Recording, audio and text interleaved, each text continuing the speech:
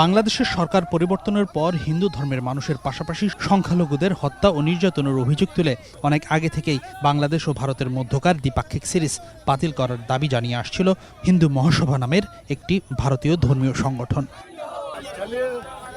তবে সেই হুমকির মাঝেই কোনো ধরনের প্রতিবন্ধকতা ছাড়াই অনুষ্ঠিত হয়েছে টেস্ট সিরিজ।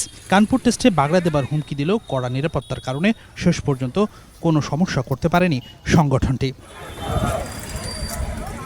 কিন্তু অখিল ভারত হিন্দু মহাসভার বড় সমর্থক গোষ্ঠী আছে গোয়ালিয়রে। প্রথম টি-20 ম্যাচটি বাতিল না করলে পিচ কুপিয়ে নষ্ট করার হুমকিও দিয়েছেন হিন্দু মহাসভার ভাইস প্রেসিডেন্ট জাভিয়ার ভারদাস। প্রথম টি-20 পণ্ড করে দিতে বুধবার মিছিল করেছে সংগঠনটি। গোয়ালিয়রের দৌলতগঞ্জ এলাকায় হিন্দু মহাসভার কার্যালয় থেকে ব্যানার ও পোস্টার নিয়ে র্যালি বের করে সংগঠনটির কর্মীরা। এ সময় বাংলাদেশে হিন্দু ধর্মের মানুষের উপর নির্যাতন চালানোর অভিযোগ তোলা হয়েছে। টাইগারদের ভারত সফর বাতিল করার দাবি তুলে দেয়া হয় স্লোগান।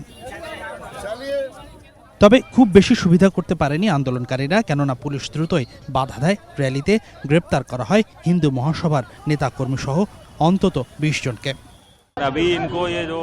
হিন্দু মহাসভা ভারত বাংলাদেশ সিরিজ বাতিল করার জন্য র্যালি বের করে, কিন্তু তাদের র্যালি করার অনুমতি নেই।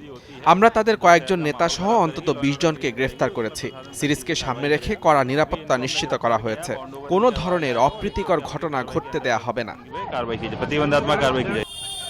6 অক্টোবর রোববার ভারত বাংলাদেশ প্রথম টি-20 ম্যাচটা পণ্ড করতে সেদিন বন্ধ ডেকেছে হিন্দু মহাসভা সংগঠনটি।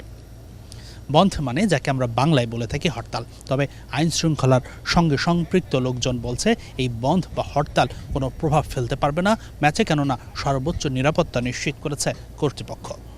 হাসিনুর রহমান, যমুনা স্পোর্টস, গোয়ালিয়র, ভারত।